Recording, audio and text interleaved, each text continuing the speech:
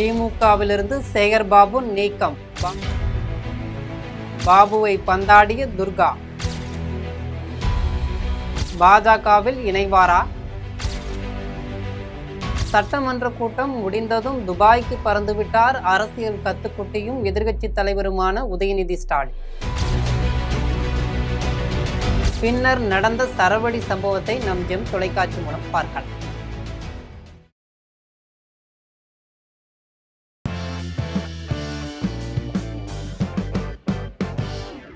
அவர் சென்னை திரும்பியதும் திமுகவின் மாவட்ட செயலாளர்கள் சிலர் மாற்றப்படுவார்கள் என்கிற எதிர்பார்ப்பு மாவட்ட செயலாளர்களிடம் கிணற்றில் வெடி போட்டால் எப்படி இருக்குமோ அப்படி எதிரொலிக்க தொடங்கியிருக்கு.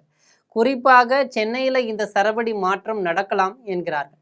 இந்நிலையில முன்னாள் அமைச்சரும் கொளத்தூர்ல ஸ்டாலின் தோல்விக்கு ஒரு நாடகம் நடத்தினாரே நடிப்பு சக்கரவர்த்தியுமான மாவட்ட செயலாளருமான சேகர்பாபுவின் பதவி சிக்கலுக்கு முன்னாள் முதல்வர் துணைவி துர்கா ஸ்டாலின் சிக்னல் கொடுத்திருக்கிறார். அது என்ன சிக்னல்? சென்னை கொளத்தூர் தொகுதியில தனது கணவர் ஸ்டாலின் தோற்று போனதை அம்மையார் துர்காவால் ஜீரணித்து கொள்ள முடியல. அவரது தோல்விக்கு முழு காரணம் சேகர்பாபு தான் என துர்காவிடம் கொடுக்கப்பட்ட பல்வேறு ரிப்போர்ட்டுகளும் தெரிவிக்கின்றன. இதனை வைத்து சமீபத்தில் சேகர்பாபுவை வீட்டுக்கு விருந்துக்கு அழைப்பது போல் அழைத்து சோற்றில் உப்பு போட்டுதான் திங்கிறாயா என்ற அளவிற்கு லெஃப்ட் அண்ட் ரைட் வாங்கியிருக்கார். சேகர்பாபுவிடம் கொளத்தூர் தொகுதி மட்டுமல்ல, சென்னையின் 16 தொகுதிகளும் தலைவர் தொகுதிகள் தான். அனைத்திலும் விஜயை ஓட ஓட விரட்டியடித்து ஜெயித்து கொடுக்கிறேன், ஆனால் மொத்த சென்னையின் தேர்தல் பொறுப்பையும் என்னிடம் கொடுங்கள் என்று நீங்கள் கேட்டதினால்தானே உங்களிடம் பொறுப்பு கொடுக்கப்பட்டது. தேர்தல் நேரத்தில் கொளத்தூர் தொகுதி உட்பட சென்னையில் திமுகவுக்கு எதிரலை வீசுகிற என எங்களுக்கு கொடுக்கப்பட்ட அறிக்கைகளை உங்களிடத்தில் சொன்ன போதெல்லாம் அதை எல்லாத்தையும் தூக்கி போடுங்க அண்ணி, அதெல்லாம் வெறும் குப்பை, அவரவர் விருப்பங்களுக்கு ஏற்ப உங்களிடம் ரிப்போர்ட் தந்திருக்காங்க. தலைவர் தொகுதி பின்னடைவு என சொல்கிற அறிக்கை எல்லாமா நீங்க நம்புறீங்க? தலைவரே தோற்பார் என சொல்லும் அறிக்கை எப்படி உண்மையாக இருக்கும் அண்ணி என்றெல்லாம் நீங்கள் சொன்னீர்களே பாபு. ஆனாலும் சீரியஸாக கவனிக்க சொன்னோம். நீங்களும் அதெல்லாம் நான் பார்த்துக்கிறேன், கவலைப்படாமல் இருங்க.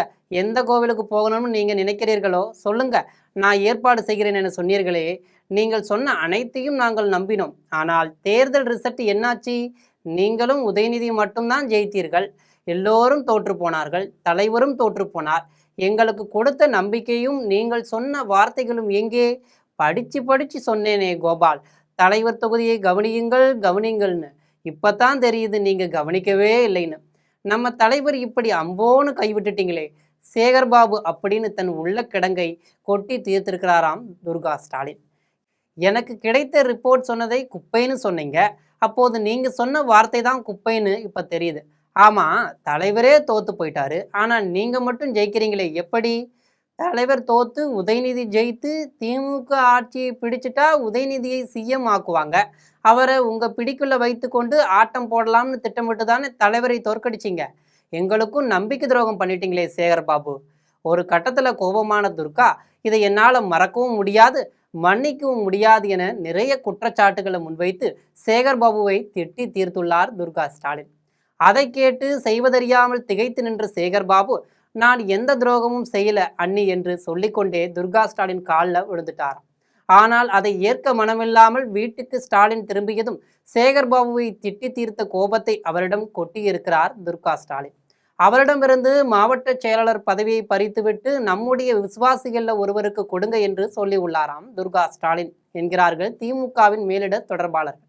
சேகர்பாபுவிடமிருந்து மாவட்ட செயலாளர் பதவி பறிக்கப்பட்டால் அரசியலிருந்து விலகுவாரா, அல்லது அவர் ஆன்மீகவாதி என்பதால் ஆன்மீக கட்சியான பாஜகவில் இணைவாரா என்கிற கேள்விகளும் திமுக அரசியல்ல சூறாவளி போல் பரபரப்பை ஏற்படுத்தியிருக்கு.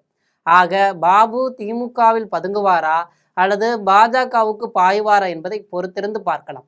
இது போன்ற அரசியல் செய்திகளை உடனுக்குடன் தெரிந்து கொள்ள ஜெம் தொலைக்காட்சியுடன் எப்போதும் இணைப்பில் இருங்கள். நன்றி, வணக்கம்.